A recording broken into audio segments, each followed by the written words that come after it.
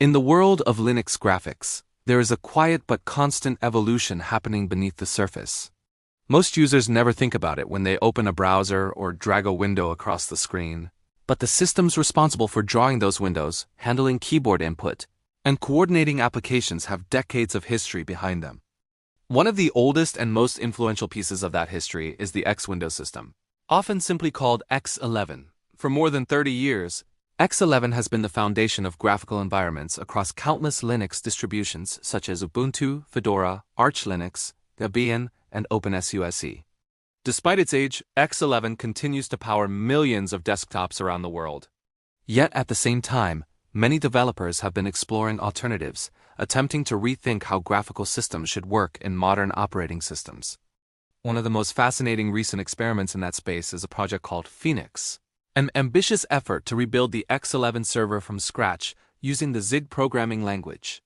To understand why Phoenix exists, we first need to appreciate what X11 actually is, and why it has survived for so long. The X Window system was originally developed in the 1980s at MIT as a network transparent windowing system. This means that applications and the display server could run on different machines across a network.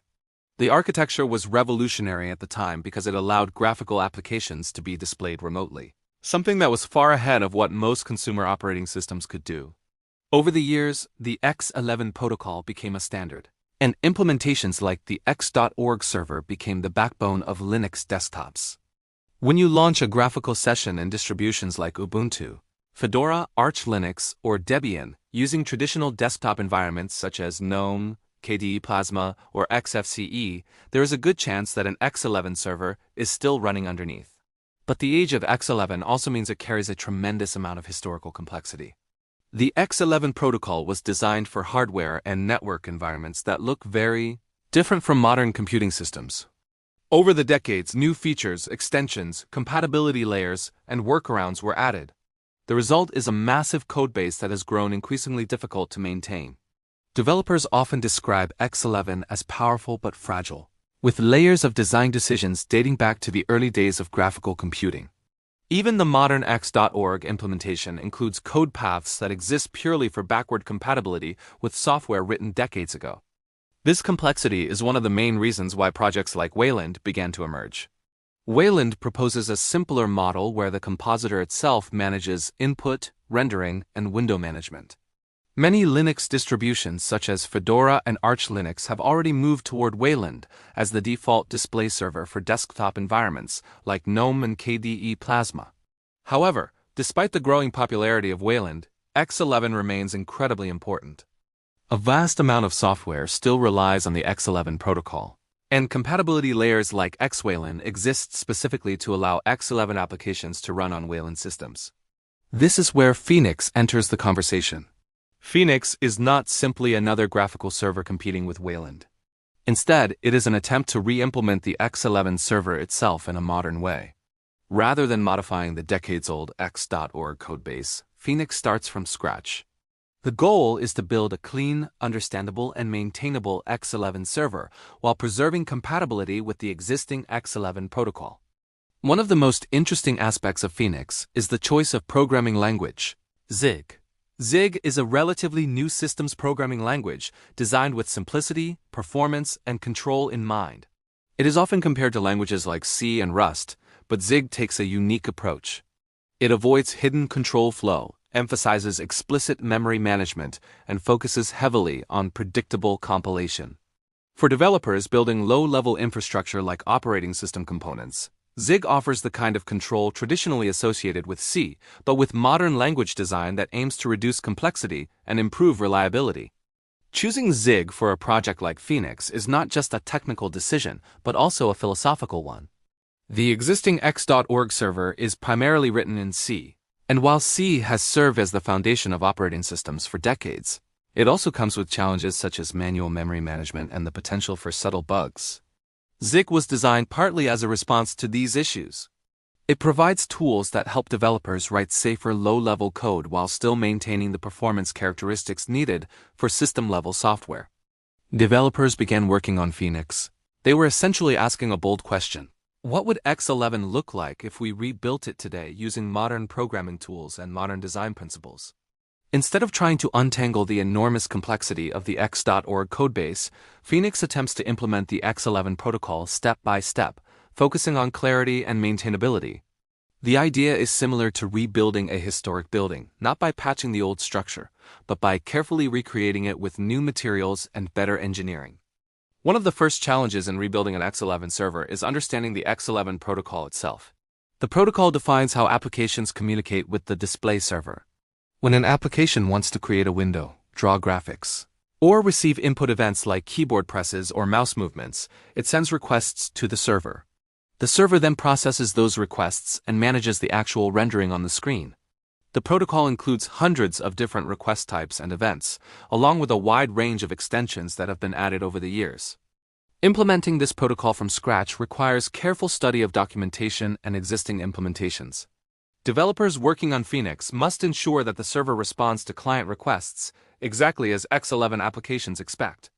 Even small deviations from the specification can cause software to behave incorrectly. Because so many applications rely on X11 behavior that has remained consistent for decades, compatibility becomes a major priority. Another important aspect of the X11 architecture is the separation between the server and the clients. The server is responsible for managing resources like windows, graphics contexts, and input devices. Clients are the applications that connect to the server and request those resources. This client-server model is what allows X11 to support network transparency. Although in modern desktop usage, most applications connect to the server running on the same machine. In the Phoenix project, developers must recreate all of these interactions while maintaining performance and stability. The server needs to handle multiple client connections, parse incoming requests, manage window hierarchies, and coordinate rendering operations. All of this must happen efficiently because graphical environments are highly interactive. Users expect windows to move smoothly, menus to appear instantly, and applications to respond immediately to input. One of the advantages of using Zig is its strong support for low-level memory management combined with modern tooling. Zig allows developers to control memory allocation explicitly, which is crucial for a project like Phoenix. The display server must manage numerous objects such as windows, pixmaps, fonts, and input devices. Efficient memory handling ensures that the server remains responsive and avoids leaks or fragmentation over long sessions. Another interesting feature of Zig is its compile-time execution capabilities. Zig allows certain computations to happen during compilation, which can simplify parts of the codebase and reduce runtime overhead. For example, protocol structures or lookup tables might be generated at compile time, ensuring both correctness and efficiency. Rebuilding X11 also involves dealing with hardware interaction. The display server ultimately needs to communicate with the graphics hardware through the Linux kernel's graphics subsystem. Modern Linux systems typically rely on technologies such as the Direct Rendering Manager and kernel mode setting to manage graphics devices. Phoenix must integrate with these systems in order to display actual windows on the screen. Input handling is another critical component. The server must process events from keyboards, mice, touchpads, and potentially other devices. These events need to be translated into the format expected by X11 clients and delivered to the appropriate windows. Input systems on Linux often rely on libraries like libinput, and integrating these components correctly is essential for a usable desktop experience. Despite the technical challenges, projects like Phoenix offer significant potential benefits. One of the biggest advantages is code clarity. By starting from scratch, developers can design the architecture in a way that is easier to understand and maintain. Instead of navigating decades of accumulated patches and legacy code, contributors can work within a clean structure where each component has a clear purpose. Another benefit is experimentation. Because Phoenix is a fresh implementation, developers can explore new ideas about performance optimization, resource management, and debugging tools. Even if Phoenix never replaces the existing X.org server, the insights gained from building it could influence future graphical systems. There is also educational value in projects like this. Re-implementing a complex system such as X11 provides a deep understanding of how graphical environments work.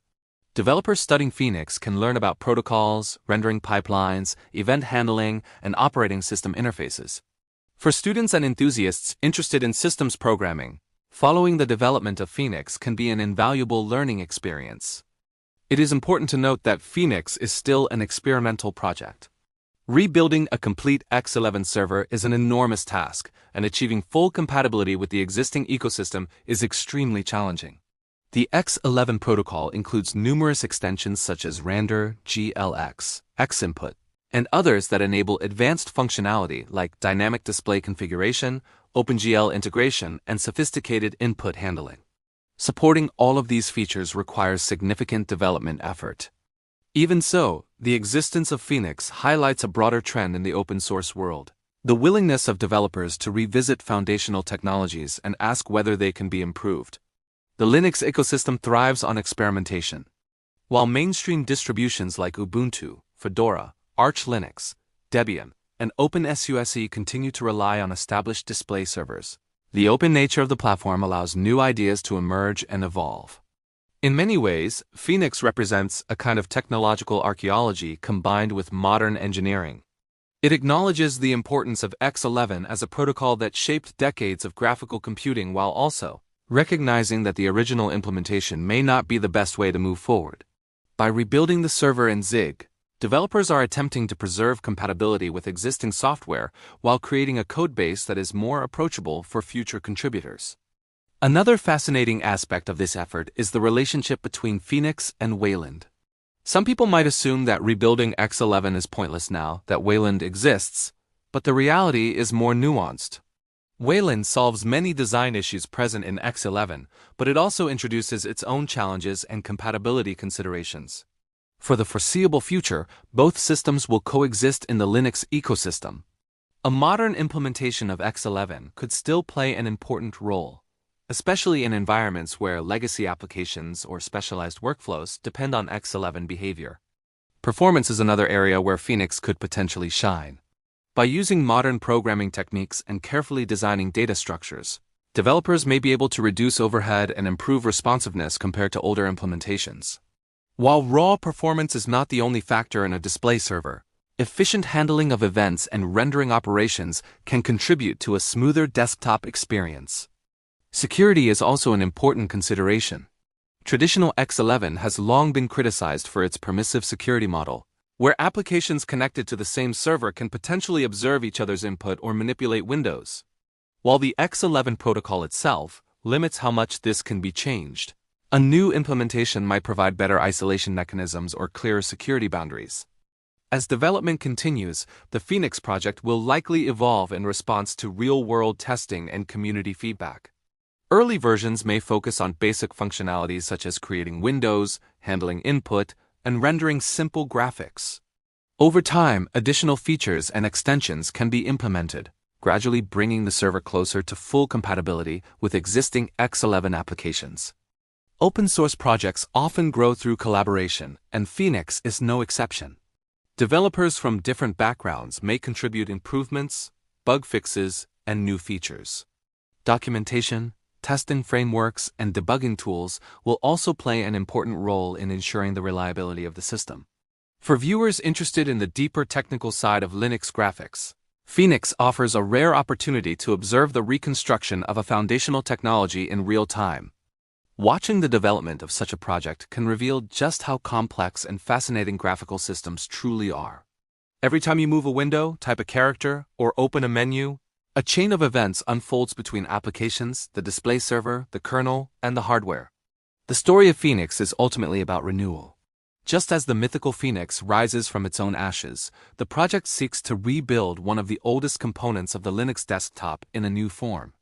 Whether it becomes a widely used server or remains primarily a research project, the effort itself demonstrates the creativity and curiosity that drive the open-source community. As technology continues to evolve, the foundations of our computing environments will inevitably be revisited and reimagined. Projects like Phoenix remind us that even the most established systems can be questioned, studied, and rebuilt. In doing so, developers not only preserve the legacy of past innovations, but also create opportunities for the next generation of ideas. And perhaps that is the most exciting aspect of Phoenix.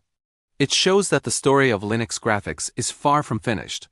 From the early days of X11 at MIT to the development of the X.org server, to the rise of Wayland, and now experimental projects like Phoenix built in Zig, the ecosystem continues to change and adapt. Each new experiment adds knowledge, challenges assumptions, and pushes the boundaries of what open-source software can achieve. For anyone fascinated by the inner workings of operating systems, Phoenix represents both a tribute to the past and a glimpse into the future. It is a reminder that even after decades of development, there are still opportunities to rethink the foundations of the graphical systems we rely on every day. And as long as developers remain curious enough to rebuild, refine, and reinvent these technologies, the evolution of the Linux desktop will continue.